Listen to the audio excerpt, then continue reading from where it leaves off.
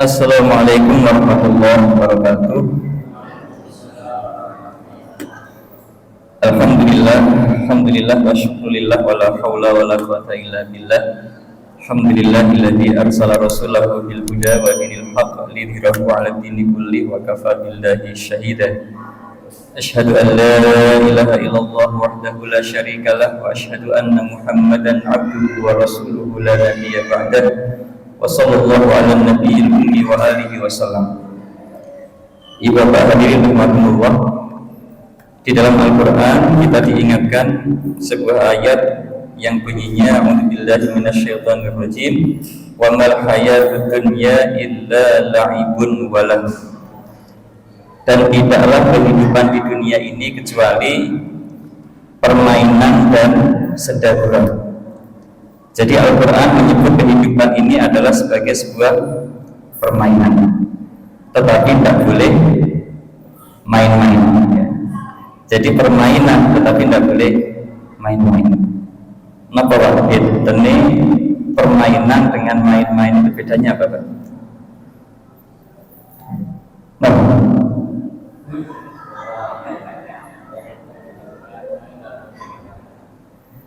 Nah, kalau main-main itu ada juaranya. Kalau permainan ada juaranya. Kalau main-main tidak ada aturan, ya namanya main-main. Tetapi kalau permainan ada aturan ya. Maka tentu permainan kita banyak mengenal banyak macam-macam permainan. Ada permainan sepak bola, ada permainan badminton, dan banyak lagi permainan-permainan yang lain. Yang mana setiap permainan itu yang pertama pasti ada aturan. Yang kedua, di dalam permainan itu pasti ada pengadil yang dikenal dengan istilah wasit. Maka apapun yang terjadi, yang paling berhak menentukan jalannya permainan itu adalah wasit. Dan di dalam permainan itu biasanya ada wasit yang formal, ada wasit yang tidak formal. Wasit yang formal itu adalah wasit yang memang ditunjuk untuk memimpin sebuah pertandingan. Tetapi ada wasit yang non formal, itu para penonton yang ada di pinggir-pinggir itu biasanya menghakimi orang-orang yang mengikuti permainan itu. Ketika ada bola di depan gawang, sudah tinggal tendang sedikit saja ternyata ada gol, maka wasit yang di luar kemudian mengatakan goblok menaik gak golbu. Padahal mungkin yang ngomong goblok tadi nendang ya boleh jadi juga sama. Tetapi di dalam permainan itu wasit-wasit yang tidak formal itu ternyata tidak menentukan. Yang menentukan itu adalah wasit. Jadi ibadah hadirin rahimakumullah, kembali di dalam ayat tadi bahwa kehidupan ini adalah permainan. Ada aturan ya di dalam kehidupan itu yang kita yakini adalah Al-Quran.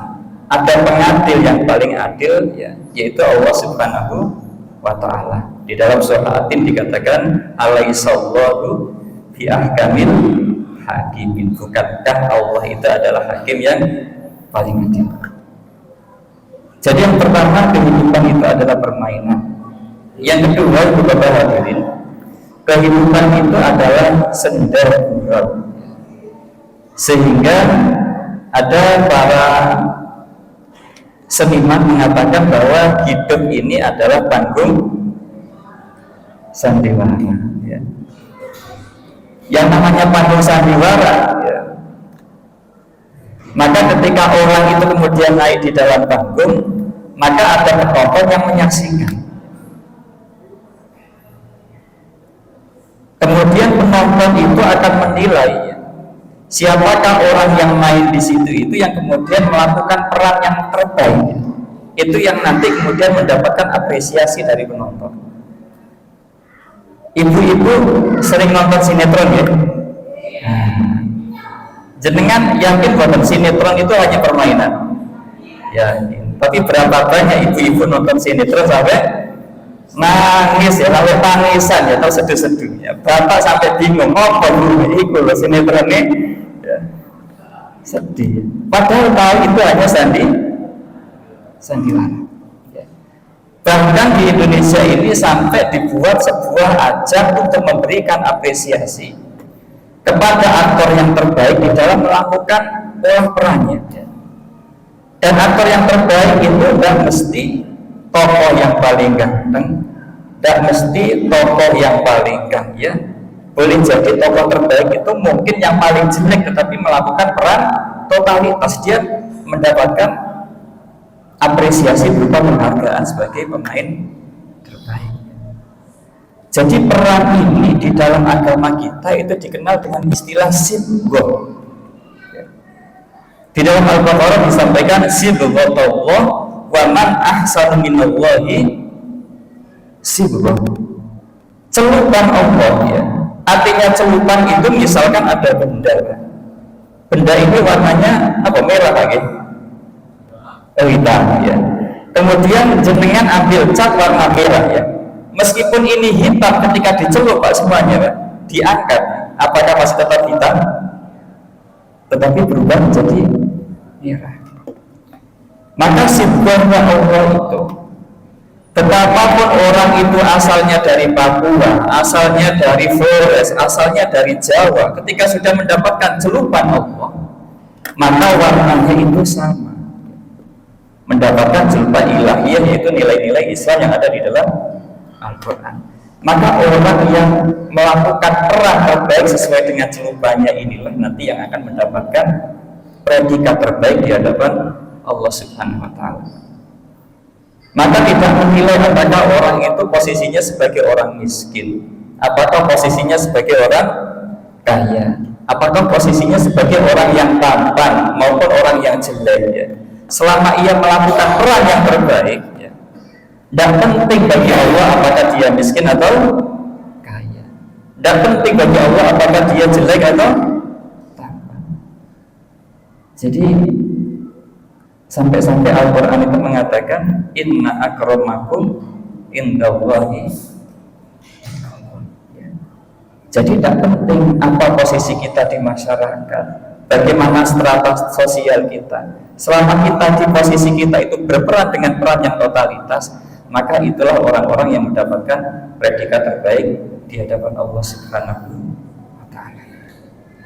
Maka di dalam surah Fussilat, surah nomor 41 ayat 30, di situ Allah sampaikan, a'udzubillahi minasyaitonirrajim, innal ladzina qalu rabbunallahu tsumma istaqamu tatanazzalu 'alaihimul malaikatu alla takhafu wa la tahzanu wa abshiru bil jannati allati kuntum tu'adun. Jadi ayat ini kalau sambil kita merenung itu maknanya luar biasa.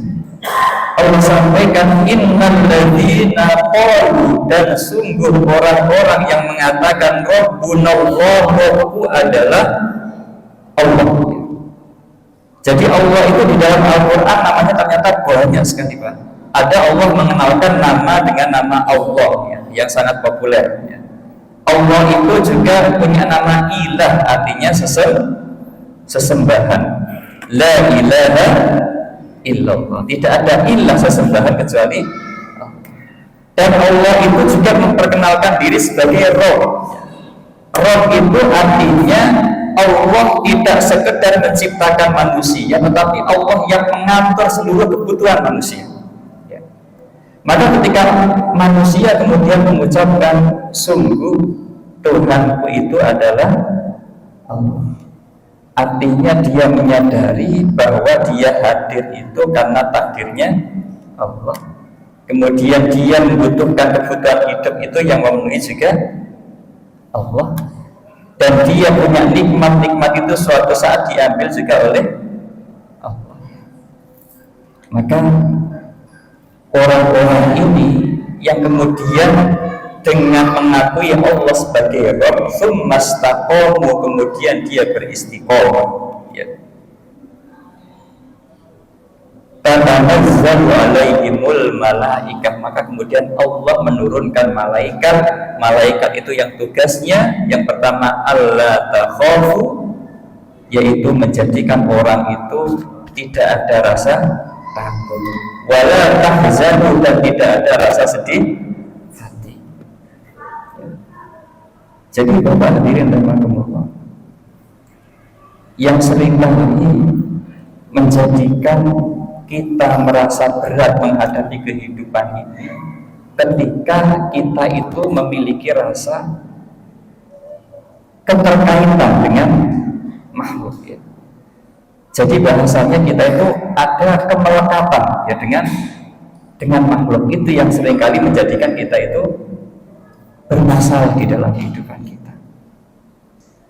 Saya teringat ya, bapak saya itu ya, bapak dari istri ya, itu ketika kecelakaan tabrak lari ya, kemudian patah tulang, dioperasi, singkat cerita diperban.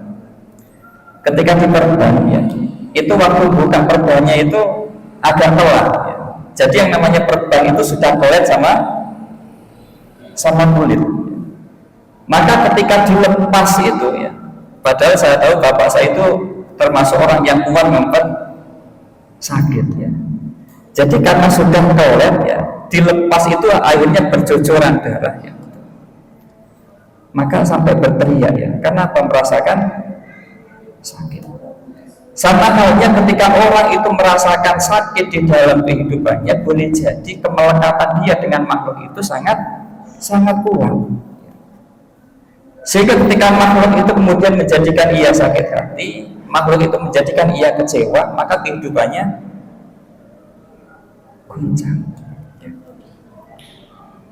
Maka itu hadirin rahimakumullah, ada orang-orang yang ahli ibadah, ahli mendekat kepada Allah, kemudian digoncang oleh Allah dengan goncangan kehidupan, pikirannya gelap ya. Boleh jadi ketika pikirannya gelap itu kemudian ia melakukan hal-hal yang bertentangan dengan nilai-nilai ajaran Islam. Kenapa? Karena ada kemelekatan yang begitu kuat antara dia dengan yang ada di sekitarnya. Mungkin diuji dengan istrinya, ya harapannya istrinya seperti ini, gini-gini, ternyata tidak sesuai dengan harapan.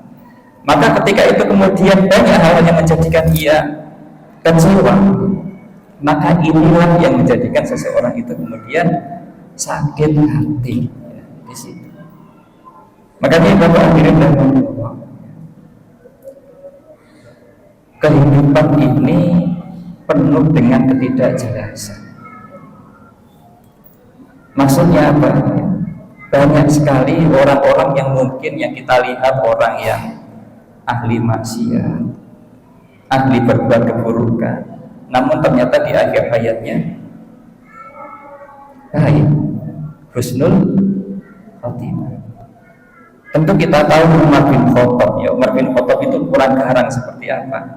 Ketahuan ada orang masuk Islam langsung dipukul ya. Bahkan imannya sendiri dipukul itu sampai berjojoran darah, itu Umar.